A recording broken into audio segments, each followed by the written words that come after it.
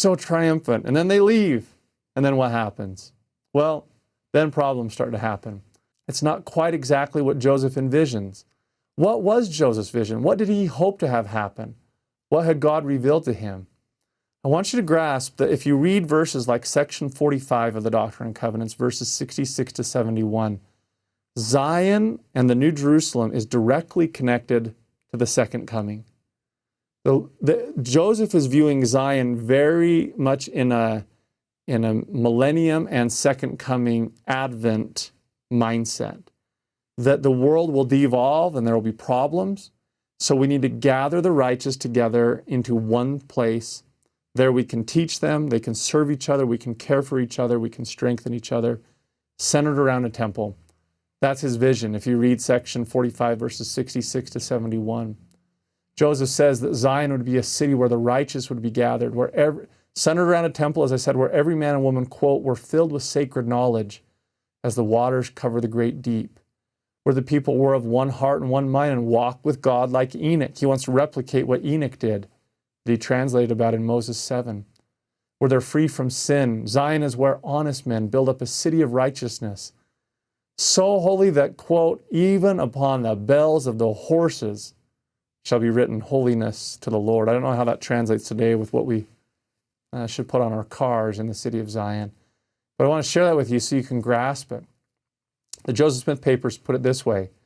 The editors for the Joseph Smith Papers, expectation of an impending apocalyptic judgment provided a major rationale for Mormon missionary efforts.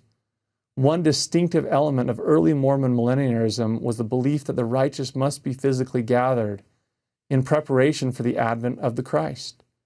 When Smith drafted the plate for Zion, for the city of Zion in 1833, it called for 15 to 20,000 residents. He envisioned missionaries shepherding converts to Zion, where each family would receive an inheritance of land and have access to the temple for spiritual instructions. His answer to the failings of American society was to gather believers out of the world and organize them into a community where the poor were cared for, and everyone stood on an equal material plane. When one city filled up, others were to be laid out, until, as he said, the world was filled with cities of Zion. It's a beautiful summary of what Joseph was envisioning and hoping to have happen. Here's Joseph Smith's 1831 design, by the way, laid out over the temple plot. As you can see there's 24 temples in the middle, 24 sacred buildings to the Lord. And then in the stereotypical Latter-day Saint way of planning a city, everything centered around a temple, streets, wide 90-degree angles. Everybody gets their own lot. I believe in this one it was a half acre, if I'm remembering right. Farms and everything's were on the outlying community. It brings people together, centered around a temple. What would 24 temples in the middle of a city look like? That might get some of you excited. Well, it would look just like this.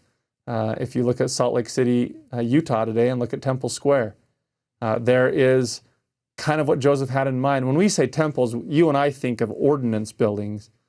Joseph envisioned 24 sacred buildings of the Lord in one lot. If Joseph saw downtown Salt Lake with the church office building and the church administration building and the Joseph Smith Memorial Building and visitor centers and the tabernacle and assembly hall and conference center and museum and church history library, he would say, yes, that's exactly what I was envisioning. Wrong spot, good practice, but that's what I want Zion to look like, the city of Zion as a whole. In 1833, Joseph revises his design, makes it bigger to fit more people as a whole. Now, today, the temple, a lot of people have questions about this temple lot today. Today, it's owned by various branches of the Restoration movement. The Community of Christ, also formerly known as the Reorganized Church, the Community of Christ owns the majority of the temple lot there. There's another church called the Church of Christ Temple Lot. We also own a portion of it where we have our visitor center and others who are interested in this land. All of it, however, is the temple lot as a whole today. Now, one of the problems about why some of the problems started to happen in Independence, Missouri originally is because if you take Joseph's design for Zion and overlay it on the existing town at the time, it's evident that we weren't taking into consideration the existing settlers.